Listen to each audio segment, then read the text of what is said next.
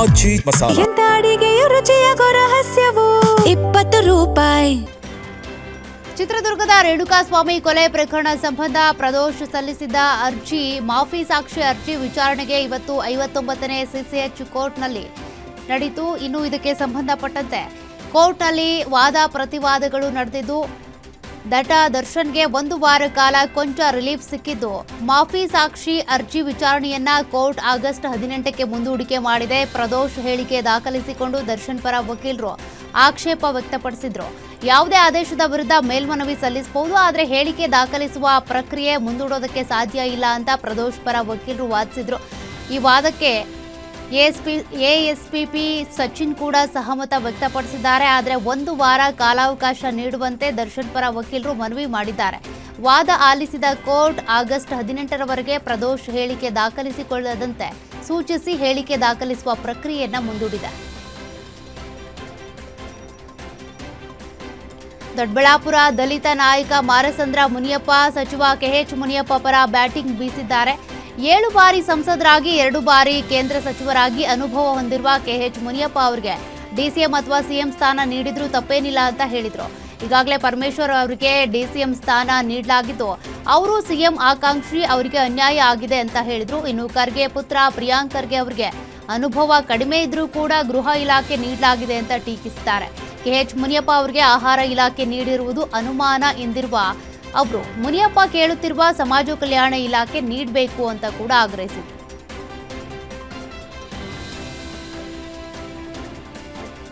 ರಾಜ್ಯಾದ್ಯಂತ ಎಸ್ಐಆರ್ ಪ್ರಕ್ರಿಯೆ ಅವಧಿ ವಿಸ್ತರಣೆ ಬೆನ್ನಲ್ಲೇ ಮತದಾರರ ಪಟ್ಟಿಯಿಂದ ಹೆಸರು ಡಿಲೀಟ್ ಆಗಿರುವ ಆರೋಪಗಳು ಕೇಳಿಬಂದಿವೆ. ಈಗಾಗಲೇ 90% ಎಸ್ಐಆರ್ ಪ್ರಕ್ರಿಯೆ ಪೂರ್ಣಗೊಂಡಿದ್ದು, ಲಕ್ಷಾಂತರ ಮತದಾರರ ಮಾಹಿತಿ ಪತ್ತೆಯಾಗ್ತಿಲ್ಲ ಅಂತೇಳಿ ಹೇಳಲಾಗಿದೆ.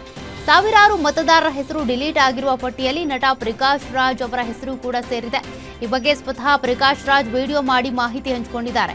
ಬೆಂಗಳೂರಿನಲ್ಲಿ ಹುಟ್ಟಿ ಬೆಳೆದ ತಮ್ಮ ಮತದಾನದ ಹಕ್ಕೇ ಈಗ ಇಲ್ಲದಂತಾಗಿದೆ ಅಂತ ಬೇಸರ ವ್ಯಕ್ತಪಡಿಸಿದ್ರು. ಬೆಂಗಳೂರು ಸೇರಿದಂತೆ 4 ಕಡೆ ಮತದಾರರ ಚೀಟಿ ಹೊಂದಿದ್ರು ಬೆಂಗಳೂರಿನ ಮತದಾರರ ಪಟ್ಟಿಯಿಂದ ತಮ್ಮ ಹೆಸರು ಡಿಲೀಟ್ ಆಗಿದೆ ಅಂತ ಹೇಳಿದ್ದಾರೆ. ಅಧಿಕಾರ ಬಳಸಿ ಒಬ್ಬ ನಾಗರಿಕನ ಮತದಾನದ ಹಕ್ಕನ್ನ ಕಸಿದುಕೊಳ್ಳಬಹುದು, ಆದರೆ ಜನಸಾಮಾನ್ಯರ ಸಾಕ್ಷಿಯನ್ನ ತಡೆಯೋದಕ್ಕೆ ಸಾಧ್ಯನಾ ಅಂತ ಪ್ರಶ್ನಿಸಿರುವ ಪ್ರಕಾಶ್ ರಾಜ್ ತಮ್ಮ ಹೆಸರು ಡಿಲೀಟ್ ಆಗಿರೋದು ಹಾಸ್ಯಾಸ್ಪದ ಅಂತ ಆಕ್ರೋಶ ವ್ಯಕ್ತಪಡಿಸಿದರು. साथियों, I want to share a joke with you. I am one of the 65 lakh voters whose vote right has been deleted from Bangalore confirmation. I was an MP candidate of this constituency too. Well, the joke is nice. Game on. Let me see what is the process I have to go through. क्या कागज दिखाना पड़ेगा to get back my voter ID. Well, game on. But one little word. My friend, you can use your powers to deny few of the citizens the right to vote who may not elect you. But can you stop us, my dear friend, from our power of bringing you down?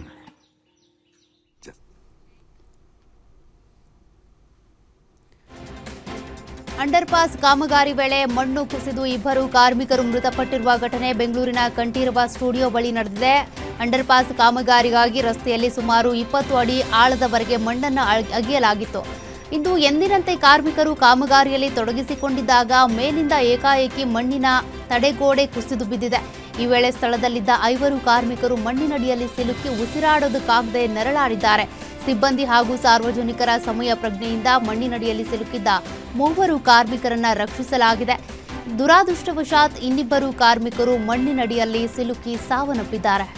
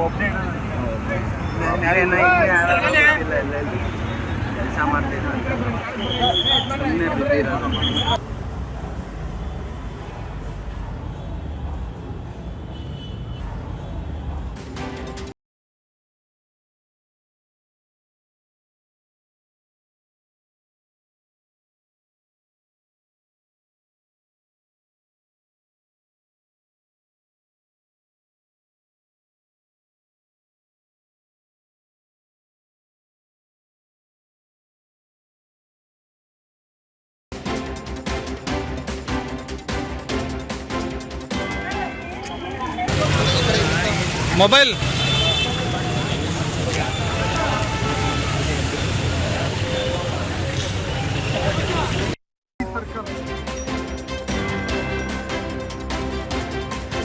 Bengaluru apartment ಒಂದರಲ್ಲಿ security guard ಮೇಲೆ car ಹತ್ತಿಸೋದಕ್ಕೆ ಯತ್ನಿಸಿದ ಘಟನೆ ನಡೆದಿದೆ. ಮೊನ್ನೆ ರಾತ್ರಿ ಸುಮಾರು 1:40 ವೇಳೆಗೆ apartment ಮುಂಭಾಗಕ್ಕೆ ಕಾರಿನಲ್ಲಿ ಬಂದಿದ್ದ ವ್ಯಕ್ತಿ ಗೇಟ್ ತೆರೆಯೋದಕ್ಕೆ ಮುಂದಾಗಿದ್ದ ಸೆಕ್ಯೂರಿಟಿ ಗಾರ್ಡ್ ಮೇಲೆ ಕಾರು ನುಗ್ಗಿಸ್ಬಿಟ್ಟಿದ್ದಾನೆ. ಗೇಟ್ಗೆ ಕಾರು ಡಿಕ್ಕಿ ಹೊಡೆದ ಪರಿಣಾಮ ಸೆಕ್ಯೂರಿಟಿ ಗಾರ್ಡ್ ಪಲ್ಟಿ ಹೊಡೆದು ಬಿದ್ದಿದ್ದಾರೆ.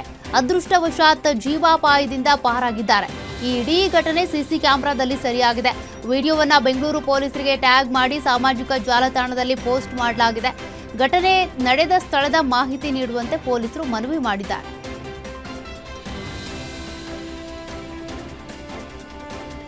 ಮಂಡ್ಯ ಜಿಲ್ಲೆಯ ಮದ್ದೂರು ತಾಲೂಕಿನ ಕೆಎಂ ದೊಡ್ಡಿ ಬಳಿ ಧಾರಾಕಾರ ಮಳೆಗೆ ಮಳವಳ್ಳಿ ಮದ್ದೂರು ಹೆದ್ದಾರಿ ಜಲಾವೃತಗೊಂಡಿದೆ.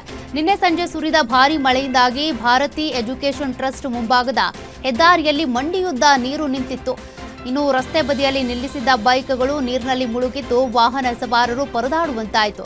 ಕಾಲೇಜು ಮುಂಭಾಗದ ರಸ್ತೆ ಜಲಾವೃತಗೊಂಡ ಹಿನ್ನೆಲೆ ವಿದ್ಯಾರ್ಥಿಗಳಿಗೂ ತೀವ್ರ ತೊಂದರೆಯಾಯಿತು. ಚರಂಡಿಗಳು ಉಕ್ಕಿ ಹರಿದ ಪರಿಣಾಮ ಹೆದ್ದಾರಿಯಲ್ಲಿ ಕೆಲಕಾಲ ಸಂಚಾರ ಅಸ್ತವ್ಯಸ್ತಗೊಂಡಿತ್ತು.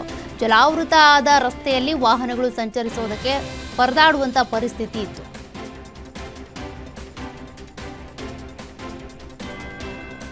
ವಿಜಯನಗರ ಜಿಲ್ಲೆ ಹೊಸಪೇಟೆ ತಾಲೂಕಿನ ಕಮಲಾಪುರ ಪಟ್ಟಣದಲ್ಲಿ ಮಳೆ ಗಾಳಿಗೆ ಅವಾಂತರಗಳೇ ಸೃಷ್ಟಿಯಾಗ್ಬಿಟ್ಟಿವೆ. ಬಿರುಗಾಳಿ ಸಹಿತ ಸುರಿದ ಮಳೆಗೆ ಪಟ್ಟಣದ ಹಲವೆಡೆ ಮರಗಳು ಹಾಗೂ ವಿದ್ಯುತ್ ಕಂಬಗಳು ಧರೆಕಚ್ಚಿವೆ. ನಾಡ ಕಚೇರಿ ಆವರಣದಲ್ಲಿದ್ದಂಥ ಮರ ಕೂಡ ನೆಲಕಚ್ಚಿತು.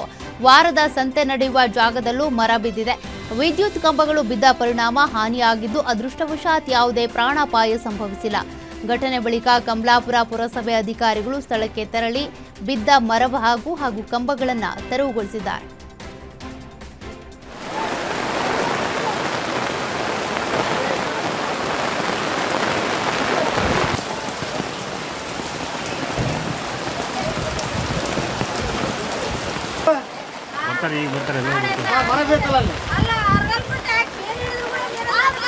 ಈಗ ಮಾತಾಡಿ ಬಂದಿನಿ ಮಳೆ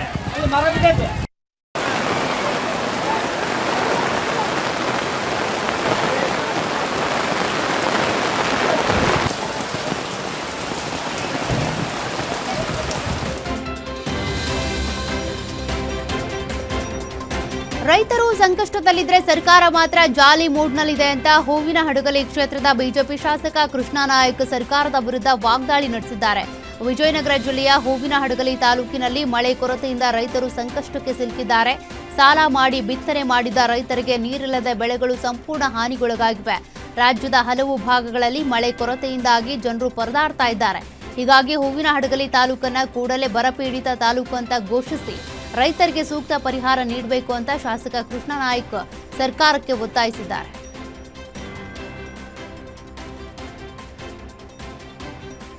ಮದ್ದೂರು ನಗರಸಭೆಗೆ ಸೇರ್ಪಡೆಯಾಗಿ 1 ವರ್ಷ ಕಳೆದರೂ ಕೋಡಿಹಳ್ಳಿ ಗ್ರಾಮದ ಬಡಾವಣೆ ಮಾತ್ರ ಅಲ್ಲಿನ ಬವಣೆ ಮಾತ್ರ ತಪ್ಪಿಲ್ಲ. ಗ್ರಾಮದಲ್ಲಿ ಇನ್ನೂ ಮೂಲಭೂತ ಸೌಕರ್ಯಗಳ ಕೊರತೆ ಕಾಡ್ತಾ ಇದೆ. ಇತ್ತೀಚೆಗೆ ಗ್ರಾಮದ ವ್ಯಕ್ತಿಯೊಬ್ಬರು ಅಪಘಾತದಲ್ಲಿ ಮೃತಪಟ್ಟಿದ್ದು ತಡವಾಗಿ ಅಂತ್ಯ ಸಂಸ್ಕಾರ ನಡೆಸೋದಕ್ಕೆ ಸಿದ್ಧತೆ ಮಾಡಿಕೊಳ್ಳಲಾಗಿತ್ತು. ಆದರೆ ಸ್ಮಶಾನದಲ್ಲಿ ವಿದ್ಯುತ್ ದೀಪದ ವ್ಯವಸ್ಥೆನೇ ಇರಲಿಲ್ಲ. ಹಲವು ಬಾರಿ ಅಧಿಕಾರಿಗಳಿಗೆ ಮನವಿ ಮಾಡಿದ್ರೂ ಕೂಡ ಯಾವುದೇ ಪ್ರಯೋಜನವಾಗದ ಹಿನ್ನೆಲೆ ಗ್ರಾಮಸ್ಥರು ಮೊಬೈಲ್ ಟಾರ್ಚ್ ಬೆಳಕಿನಲ್ಲೇ ಅಂತ್ಯ ಸಂಸ್ಕಾರ ನೆರವೇರಿಸಿದ್ದಾರೆ. ಅಧಿಕಾರಿಗಳ ನಿರ್ಲಕ್ಷ್ಯಕ್ಕೆ ಗ್ರಾಮಸ್ಥರು ಆಕ್ರೋಶ ವ್ಯಕ್ತಪಡಿಸಿದ್ದು ಕೂಡಲೇ ಮೂಲ ಸೌಕರ್ಯ ಕಲ್ಪಿಸದೇ ಇದ್ರೆ ಹೋರಾಟ ನಡೆಸುವುದಾಗಿ ಎಚ್ಚರಿಕೆ ಕೊಟ್ಟಿದ್ದಾರೆ.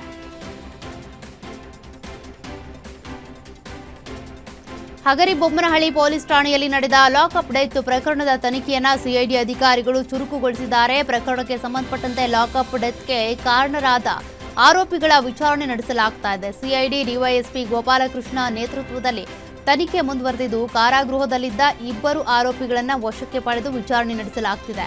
ಪ್ರಕರಣದ ಹಿನ್ನೆಲೆ ಲಾಕಪ್ನಲ್ಲಿ ನಡೆದ ಘಟನೆ ಹಾಗೂ ಸಾವಿಗೆ ಕಾರಣವಾದ ಅಂಶಗಳ ಬಗ್ಗೆ ಸಿಐಡಿ ಅಧಿಕಾರಿಗಳು ಮಾಹಿತಿ ಕಲೆ ಹಾಕುತ್ತಿದ್ದಾರೆ. ಆರೋಪಿಗಳ ಹೇಳಿಕೆಗಳನ್ನು ದಾಖಲಿಸಿಕೊಂಡು ಪ್ರಕರಣದ ತನಿಖೆಯನ್ನು ಮತ್ತಷ್ಟು ತೀವ್ರಗೊಳಿಸಿದ್ದಾರೆ.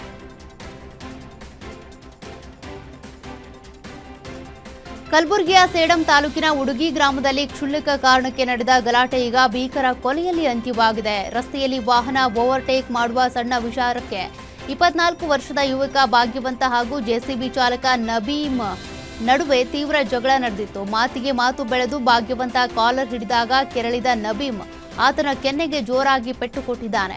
ಭೀಮ್ ಹೊಡೆದ ರಭಸಕ್ಕೆ ಏಟು ನೇರವಾಗಿ ಮೆದುಳಿನ ಭಾಗಕ್ಕೆ ತಗುಲಿದ್ದು ಯುವಕ ಭಾಗ್ಯವಂತ ಸ್ಥಳದಲ್ಲೇ ಕುಸಿದು ಬಿದ್ದು ಸಾವನ್ನಪ್ಪಿದ್ದಾನೆ. ಸದ್ಯ ಕೊಲೆ ಆರೋಪಿ ಜೆಸಿಬಿ ಚಾಲಕ ನಬೀಮ್ನನ್ನ ಸೇಡಂ ಪೊಲೀಸರು ವಶಕ್ಕೆ ಪಡೆದಿದ್ದು ಠಾಣೆಯಲ್ಲಿ ಪ್ರಕರಣ ದಾಖಲಾಗಿದೆ.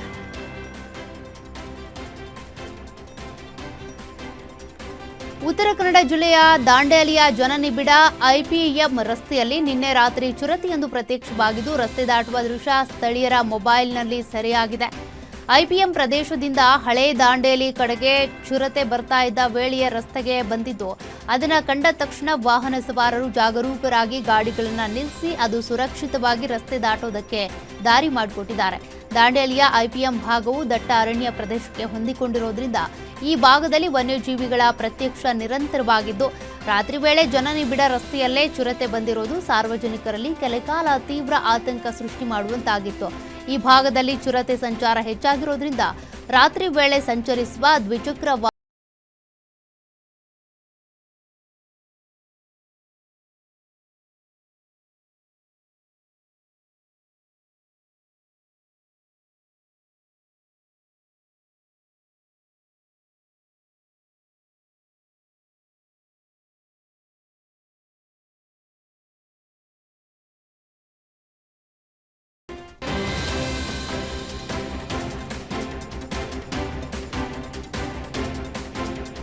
ಮಂಗಳೂರು ಹೊರವಲಯದ ಬಜ್ಪೆ ಸಮೀಪದ ಪೆರ್ಮುದೆಯಲ್ಲಿ ಚಿರತೆ ಆತಂಕ ಸೃಷ್ಟಿಸಿದೆ. ರಾತ್ರಿ ವೇಳೆ ಮನೆಯ ಅಂಗಳಕ್ಕೆ ನುಗ್ಗಿದ ಚಿರತೆ ಅಂಗಳದಲ್ಲಿ ಮಲಗಿದ್ದ ಶ್ವಾನದ ಮೇಲೆ ದಾಳಿ ಮಾಡಿದೆ.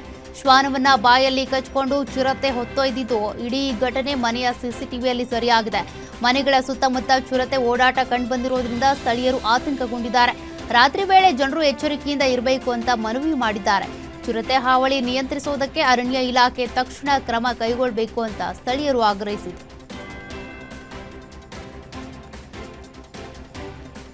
ಹೆಂಡತಿಯ ಮೇಲಿನ ಅನುಮಾನಕ್ಕೆ ಪತಿ ಜಿಲೆಟಿನ್ ಕಡ್ಡಿ ಬಳಸಿ ಬ್ಲಾಸ್ಟ್ ಮಾಡಿರುವ ಘಟನೆ ಕಲಬುರಗಿ ಜಿಲ್ಲೆಯ ಆಳಂದ ತಾಲೂಕಿನ ಮಟಕಿ ತಾಂಡಾದಲ್ಲಿ ನಡೆದಿದೆ. ಜಿಲ್ಲೆಯಲ್ಲಿ ಶಿವಲಾಲ್ ಬಳಿ ರಾಮ್ ರಾಠೋಡ್ ಹಾಗೂ ಅವರ 15 ವರ್ಷದ ಮಗಳು ಮೀರಾ ಮೃತಪಟ್ಟಿದ್ದಾರೆ. ಶಿವಲಾಲ್ ಕಲ್ಲು ಕ್ವಾರಿಯಲ್ಲಿ ಕೆಲಸ ಮಾಡ್ತಾ ಇದ್ದು ಅಲ್ಲಿಂದ ಜಿಲೆಟಿನ್ ಕಡ್ಡಿಯನ್ನ ಮನೆಗೆ ತಂದಿದ್ದ ಎನ್ನಲಾಗಿದೆ. ಬೆಳಗ್ಗೆ ಮನೆಯಲ್ಲಿ ಕುಟುಂಬಸ್ಥರು ಇದ್ದಾಗಲೇ ಜಿಲೆಟಿನ್ ಕಡ್ಡಿ ಬ್ಲಾಸ್ಟ್ ಮಾಡಿದ್ದಾರೆ. ಸ್ಫೋಟದಲ್ಲಿ ಶಿವಲಾಲ್ ಹಾಗೂ ಮಗಳು ಮೀರಾ ಮೃತಪಟ್ಟಿದ್ದು ಪತ್ನಿ ಸವಿತಾ ಸೇರಿದಂತೆ 4 ಗಂಭೀರವಾಗಿ ಗಾಯಗೊಂಡಿದ್ದಾರೆ. ಆಳಂದ ಪೊಲೀಸ್ ಠಾಣೆಯಲ್ಲಿ ಪ್ರಕರಣ ದಾಖಲಾಗಿದ್ದು ಪೊಲೀಸರು ತನಿಖೆ ಮುಂದುವರೆಸಿದ್ದಾರೆ.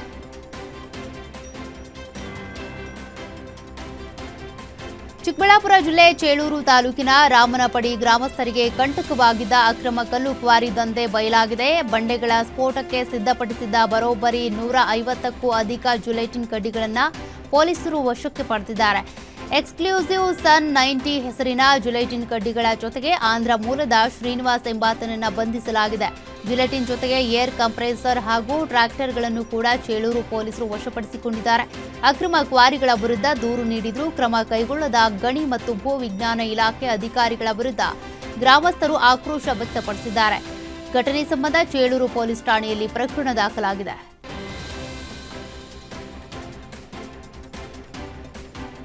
ಪಾದಾಚಾರಿ ಮೇಲೆ ಬೀದಿ ನಾಯಿಯಿಂದ ಡೆಡ್ಲಿ ಅಟ್ಯಾಕ್ ಆಗಿದೆ. ಬೆಳಗಾವಿ ನಗರದ ಶ್ರೀನಗರದಲ್ಲಿ ನಡೆದುಕೊಂಡು ಹೋಗ್ತಿದ್ದ ಪಾದಾಚಾರಿ ಮೇಲೆ ಏಕಾಏಕಿ ಬೀದಿ ನಾಯಿ ದಾಳಿ ಮಾಡಿದೆ. ದಾಳಿಯಿಂದ ಕೈ, ಕಾಲು ಹಾಗೂ ಮುಖ ಸೇರಿದಂತೆ ದೇಹದ ವಿವಿಧ ಭಾಗಗಳಿಗೆ ಗಂಭೀರ ಗಾಯಗಳಾಗಿವೆ. ಗಾಯಗೊಂಡ ವ್ಯಕ್ತಿಯನ್ನ ಸ್ಥಳೀಯ ಆಸ್ಪತ್ರೆಗೆ ದಾಖಲಿಸಿ ಚಿಕಿತ್ಸೆ ನೀಡಲಾಗ್ತಿದೆ. ನಗರದಲ್ಲಿ ಬೀದಿ ನಾಯಿಗಳ ಹಾವಳಿ ಹೆಚ್ಚಾಗ್ತಾ ಇದ್ರೂ ಕೂಡ ಕಡಿವಾಣ ಹಾಕೋದಕ್ಕೆ ಪಾಲಿಕೆ ಅಧಿಕಾರಿಗಳು ಹಿಂದೇಟು ಹಾಕ್ತಿದ್ದಾರೆ ಅಂತ ಸಾರ್ವಜನಿಕರು ಆಕ್ರೋಶ ವ್ಯಕ್ತಪಡಿಸಿದ್ದಾರೆ. ಮಾಳಮಾರುತಿ ಪೊಲೀಸ್ ಠಾಣಾ ವ್ಯಾಪ್ತಿಯಲ್ಲಿ ಘಟನೆ ನಡೆದಿದೆ.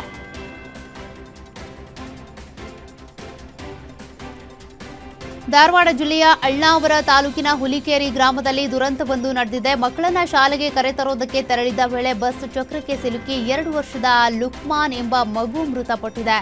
ಘಟನೆ ಬಳಿಕ ಸ್ಥಳಕ್ಕೆ ಅಳ್ನಾವರ ಪೊಲೀಸರು ಭೇಟಿ ನೀಡಿ ಪರಿಶೀಲನೆ ನಡೆಸಿದ್ದಾರೆ. ಅಪಘಾತಕ್ಕೆ ಕಾರಣವಾದ ಬಸ್ ಹಾಗೂ ಚಾಲಕನನ್ನ ಪೊಲೀಸರು ವಶಕ್ಕೆ ಪಡೆದಿದ್ದಾರೆ. ಘಟನೆ ಸಂಬಂಧ ಅಳ್ನಾವರ ಪೊಲೀಸ್ ಠಾಣೆಯಲ್ಲಿ ಪ್ರಕರಣ ದಾಖಲಾಗಿದ್ದು ಪೊಲೀಸರು ತನಿಖೆ ಮುಂದುವರೆಸಿದ್ದಾರೆ.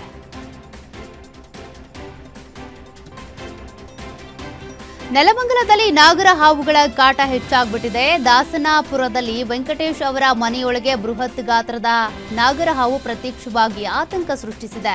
ವಾಟರ್ ಫಿಲ್ಟರ್ ಮೇಲೆ ಹೆಡೆ ಎತ್ತಿ ಕುಳಿತಿದ್ದ ನಾಗರಹಾವು ದೇವರ ಮನೆಯಲ್ಲಿ ಬುಸ್ ಬುಸ್ ಅಂತ ಭಯ ಹುಟ್ಟಿಸಿದೆ. ನಾಗರಹಾವು ಕಂಡು ಮನೆಯವರು ಬೆಚ್ಚಿ ಬಿದ್ದಿದ್ದಾರೆ.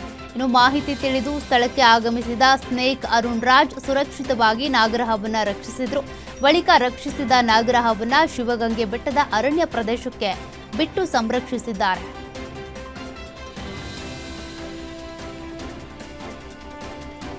ಕೌಟುಂಬಿಕ ಕಲಹಕ್ಕೆ ಮನನೊಂದು ಮಹಿಳೆ ಆತ್ಮಹತ್ಯೆ ಮಾಡಿಕೊಂಡಿರುವ ಘಟನೆ ನೆಲಮಂಗಲ ತಮ್ಮೇನಹಳ್ಳಿಯಲ್ಲಿ ನಡೆದಿದೆ. 37 ವರ್ಷದ ಉಷಾ ಮೃತ ದುರ್ದೈವಿ. ಪಂಜಾಬ್ ಮೂಲದ ಉಷಾ 15 ವರ್ಷಗಳ ಹಿಂದೆ ದೀಪಕ್ ಕುಮಾರ್ ಜೊತೆ ಎರಡನೇ ಮದುವೆ ಆಗಿದ್ರು. ಕಾರ್ಪೆಂಟರ್ ವಸ್ತುಗಳ ಡೆಲಿವರಿ ಕೆಲಸ ಮಾಡ್ತಾ ಇದ್ದ ಪತಿ ಹಣ ಸಿಕ್ಕಾಗ್ಲೆಲ್ಲ ಪಾರ್ಟಿ ಮಾಡ್ತಿದ್ದ ಎನ್ನಲಾಗಿದೆ. ಮೊಬೈಲ್ ಪರಿಶೀಲನೆ ವೇಳೆ ಹಲವರ ಜೊತೆ ಚಾಟಿಂಗ್ ಮಾಡಿರೋದು ಪತ್ತೆಯಾಗಿದೆ. ಘಟನೆ ಕುರಿತು ಮಾದನಾಯಕನಹಳ್ಳಿ ಪೊಲೀಸರು ತನಿಖೆ ನಡೆಸ್ತಾ ಇದ್ದು, ನೆಲಮಂಗಲ ಸರ್ಕಾರಿ ಆಸ್ಪತ್ರೆಯಲ್ಲಿ ಮರಣೋತ್ತರ ಪರೀಕ್ಷೆ ನಡೆಸಲಾಗಿದೆ.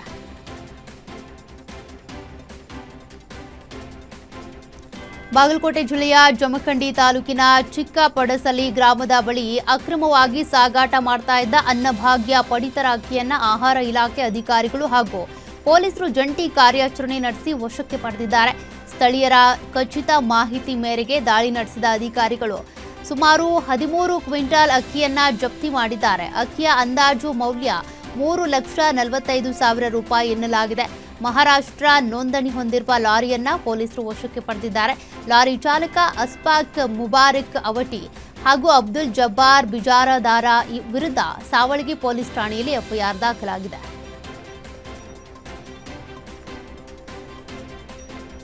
ತುಮಕೂರು ರಾಷ್ಟ್ರೀಯ ಹೆದ್ದಾರಿ 48ರಲ್ಲಿ ಭೀಕರ ಅಪಘಾತ ಸಂಭವಿಸಿದೆ.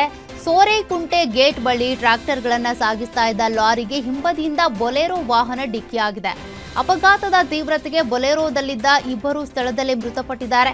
ಮೃತರನ್ನ ಷಣ್ಮುಗ 50 ವರ್ಷದವನು ಹಾಗೂ ಮತ್ತೋರ್ವ ಪ್ರಯಾಣಿಕ ಅಂತೇಳಿ ಗುರುತಿಸಲಾಗಿದೆ.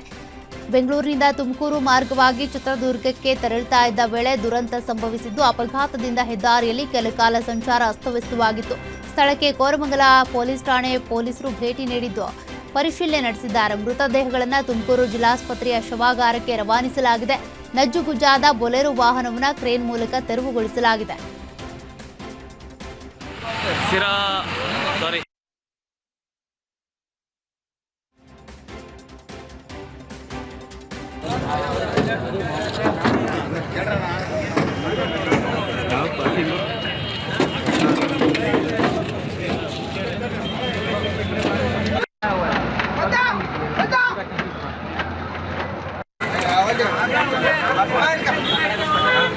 ತುಮಕೂರು ಜಿಲ್ಲೆ ಸೋರೆಕುಂಟೆ ಗೇಟಿನಲ್ಲಿ ನಡೆದ ಒಂದು ದುರ್ಘಟನೆ.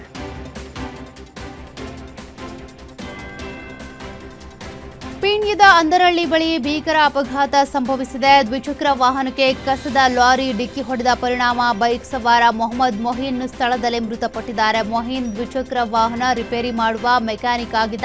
ನಿನ್ನೆ ಕೆಲಸ ಮುಗಿಸಿಕೊಂಡು ಮನೆಗೆ ವಾಪಸ್ ತೆರಳುತ್ತಿದ್ದ ವೇಳೆ ದುರ್ಘಟನೆ ಸಂಭವಿಸಿದೆ. ಅಪಘಾತದ ರಭಸಕ್ಕೆ ಮೊಹಿನ್ ದೇಹ ಛಿದ್ರಗೊಂಡಿದೆ. ಮೃತದೇಹವನ್ನು ವಿಕ್ಟೋರಿಯಾ ಆಸ್ಪತ್ರೆಗೆ ರವಾನಿಸಲಾಗಿದೆ. ಪೀಣ್ಯ ಸಂಚಾರಿ ಪೊಲೀಸ್ ಠಾಣೆಯಲ್ಲಿ ಪ್ರಕರಣ ದಾಖಲಾಗಿದೆ.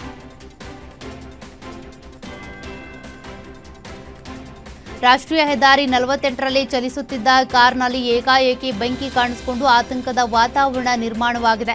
ತುಮಕೂರು ತಾಲೂಕಿನ ಮಂಚಕಲ್ಲು ಕುಪ್ಪೆ ಬಳಿ ಘಟನೆ ನಡೆದಿದೆ.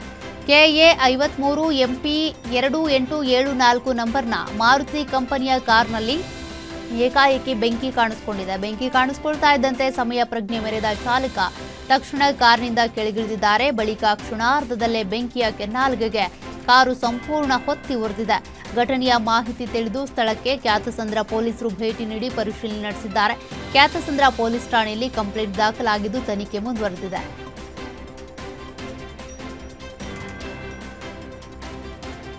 ನಮ್ಮ ಮೆಟ್ರೋದಲ್ಲಿ ದಾಖಲೆಯ ಸಂಖ್ಯೆಯಲ್ಲಿ ಪ್ರಯಾಣಿಕರು ಸಂಚಾರ ಮಾಡಿದ್ದಾರೆ. ಆಗಸ್ಟ್ ತಿಂಗಳಲ್ಲಿ ಮೆಟ್ರೋ ರೈಲಿಗೆ ಪ್ರಯಾಣಿಕರ ಸಂಖ್ಯೆ ಭಾರೀ ಪ್ರಮಾಣದಲ್ಲಿ ಏರಿಕೆ ಕಂಡಿದೆ. ಆಗಸ್ಟ್ 10ರಂದು ಒಂದೇ ದಿನ ಬರೋಬ್ಬರಿ 11,19,815 ಮಂದಿ ನಮ್ಮ ಮೆಟ್ರೋದಲ್ಲಿ ಪ್ರಯಾಣಿಸಿದ್ದಾರೆ. ದಿನದಿಂದ ದಿನಕ್ಕೆ ನಮ್ಮ ಮೆಟ್ರೋ ಬಳಕೆದಾರರ ಸಂಖ್ಯೆ ಹೆಚ್ಚಾಗ್ತಾ ಇದ್ದು, ನಗರದಲ್ಲಿ ಸಾರ್ವಜನಿಕ ಸಾರಿಗೆಗೆ ಹೆಚ್ಚುತ್ತಿರುವ ಬೇಡಿಕೆಗೆ ಇದು ಸಾಕ್ಷಿಯಾಗಿದೆ.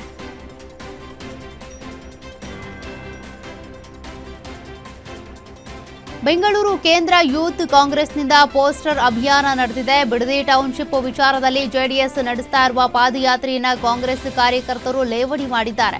ಜೆಡಿಎಸ್ನ ಜೆಪಿ ಭವನದ ಗೋಡೆ ಹಾಗೂ ಗೇಟ್ಗೆ ಪೋಸ್ಟರ್ಗಳನ್ನು ಅಂಟಿಸಿದ್ದಾರೆ. ಮಾಜಿ ಸಿಎಂ ಎಚ್.ಡಿ. ಕುಮಾರಸ್ವಾಮಿ ಅವರ ಫೋಟೋ ಬಳಸಿ ಹೊಟ್ಟೆ ಕಿಚ್ಚಿನ ಸುಮಾರು ಕೋಳಿ ಅಂತ ಪೋಸ್ಟರ್ ಹಾಕಿದ್ದಾರೆ.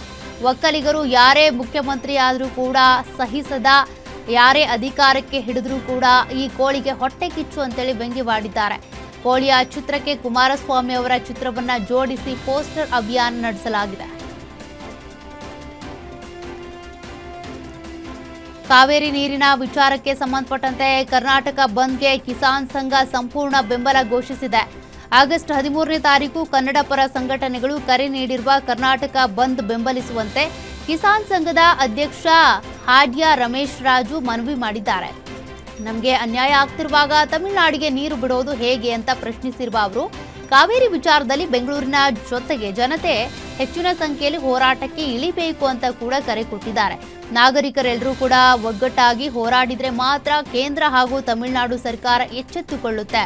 ಕಾವೇರಿ ನಮ್ಮ ನಾಡಿನ ವಿಚಾರ ಆಗಿದ್ದು ಬೆಂಗಳೂರಿನ ಜನತೆ ಬಂದ್ಗೆ ಸಂಪೂರ್ಣ ಬೆಂಬಲ ನೀಡಬೇಕು ಅಂತ ಕರೆ ಕೊಟ್ಟಿದ್ದಾರೆ.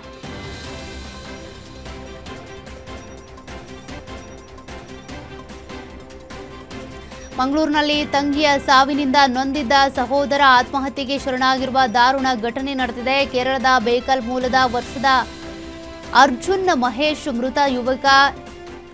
ಗಲ್ಫ್ನಿಂದ ಭಾನುವಾರ ವಿಮಾನದ ಮೂಲಕ ಮಂಗಳೂರಿಗೆ ಬಂದಿದ್ದ ಅರ್ಜುನ್ ಕೆಲವೇ ಗಂಟೆಗಳಲ್ಲಿ ಬಜ್ಪೆ ಬಳಿಯ ಮರವೂರು ಖಾಸಗಿ ಲಾಡ್ಜ್ನಲ್ಲಿ ಆತ್ಮಹತ್ಯೆ ಮಾಡಿಕೊಂಡಿದ್ದಾರೆ. ಮೊಬೈಲ್ ಸ್ವಿಚ್ ಆಫ್ ಆಗಿದ್ದ ಹಿನ್ನೆಲೆ ಕುಟುಂಬಸ್ಥರು ಹುಡುಕಾಟ ನಡೆಸಿದಾಗ ಲಾಡ್ಜ್ ಕೊಠಡಿಯಲ್ಲಿ ಮೃತದೇಹ ಪತ್ತೆಯಾಗಿದೆ. ಕಳೆದ ಜೂನ್ನಲ್ಲಿ ಅರ್ಜುನ್ ಸಹೋದರಿ ಐಜಾ ಕೇರಳದ ಕೋಚಿಂಗ್ ಸೆಂಟರ್ ಹಾಸ್ಟೆಲ್ನಲ್ಲಿ ಆತ್ಮಹತ್ಯೆ ಮಾಡಿಕೊಂಡಿದ್ರು. ನೀಟ್ ಪ್ರಶ್ನೆ ಪತ್ರಿಕೆ ಲೀಕ್ ಬಳಿಕ ಐಜಾ ಆತ್ಮಹತ್ಯೆ ಮಾಡಿಕೊಂಡಿದ್ದು ಅಂತೇಳಿ ಕುಟುಂಬಸ್ಥರು ತಿಳಿಸಿದ್ದಾರೆ. ತಂಗಿಯ ಸಾವಿನಿಂದ ತೀವ್ರವಾಗಿ ನೊಂದಿದ್ದ ಅರ್ಜುನ್ ಕೂಡ ದುರಂತ ಅಂತ್ಯ ಕಂಡಿದ್ದಾನೆ.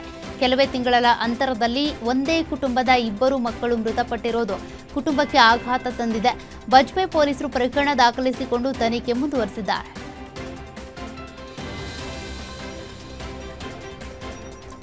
ಪಂಚತಾರ ಹಾಗೂ ಪ್ರಮುಖ ಸ್ಟಾರ್ ಹೋಟೆಲ್ಗಳ ಮೇಲೆ ದಾಳಿ ಮಾಡಿ ಅವಧಿ ಮೀರಿದ ಆಹಾರ ಪದಾರ್ಥಗಳು, ಕಳಪೆ ಗುಣಮಟ್ಟದ ಮಾಂಸ, ತರಕಾರಿಗಳ ಪತ್ತೆ ಮಾಡುವ ಮೂಲಕ ಮಾಲೀಕರಿಗೆ ಶಾಕ್ ಕೊಟ್ಟಿದ್ದ ಬೆಂಗಳೂರಿನ ಆಹಾರ ಸುರಕ್ಷತಾ ಇಲಾಖೆ ಅಧಿಕಾರಿಗಳು ಇದೀಗ ಇಂದಿರಾ ಕ್ಯಾಂಟೀನ್ಗಳ ಅಡುಗೆ ಮನೆಗಳ ಮೇಲೂ ಕೂಡ ದಾಳಿ ಮಾಡೋದಕ್ಕೆ ಮುಂದಾಗಿದ್ದಾರೆ. ಈ ವೇಳೆ ರಾಜ್ಯ ಸರ್ಕಾರದ ಮಹತ್ವಾಕಾಂಕ್ಷಿ ಯೋಜನೆಯಾಗಿರುವ ಕ್ಯಾಂಟೀನ್ಗಳ ದುರಾವಸ್ಥೆ ಕಂಡು ಹೌಹಾರಿ ಹೋಗಿದ್ದಾರೆ.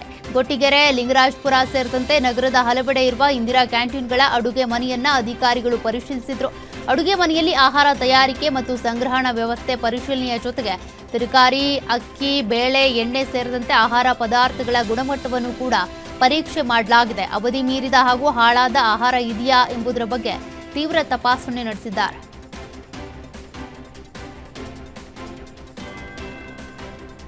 ಮೈಸೂರಿನ ಶ್ರೀ ನಂಜುಂಡೇಶ್ವರನ ಸನ್ನಿಧಿಯಲ್ಲಿ ತೆಲುಗು ನಟ ಸುನೀಲ್ ವಿಶೇಷ ಪೂಜೆ ಸಲ್ಲಿಸಿದ್ರು. ಜೋಡೆತ್ತು ಕನ್ನಡ ಸಿನಿಮಾ ಚಿತ್ರೀಕರಣ ಇಂದು ಮುಕ್ತಾಯಗೊಂಡ ಹಿನ್ನೆಲೆ ಚಿತ್ರದ ಯಶಸ್ಸಿಗಾಗಿ ಸುನೀಲ್ ದೇವರ ಮೊರೆ ಹೋಗಿದ್ದಾರೆ. ಶ್ರೀ ನಂಜುಂಡೇಶ್ವರ, ಪಾರ್ವತಮ್ಮ, ಚಂಡಿಕೇಶ್ವರ, ಗಣಪತಿ ಹಾಗೂ ನಾರಾಯಣಸ್ವಾಮಿ ದೇಗುಲಗಳಿಗೆ ತೆರಳಿದ ನಟ ಸುನೀಲ್ ವಿಶೇಷ ಪೂಜೆ ಸಲ್ಲಿಸಿ ಚಿತ್ರದ ಯಶಸ್ಸಿಗೆ ಪ್ರಾರ್ಥನೆ ಮಾಡಿದ್ದಾರೆ. ಚಿತ್ರೀಕರಣದ ಮುಕ್ತಾಯದ ವೇಳೆ ಮೈಸೂರಿನ ದೇಗುಲಗಳಿಗೆ ಭೇಟಿ ನೀಡಿರುವ ಸುನೀಲ್ ಅವರ ವಿಡಿಯೋ ಹಾಗೂ ಫೋಟೋಗಳು ಅಭಿಮಾನಿಗಳ ಗಮನ ಸೆಳೆದಿವೆ.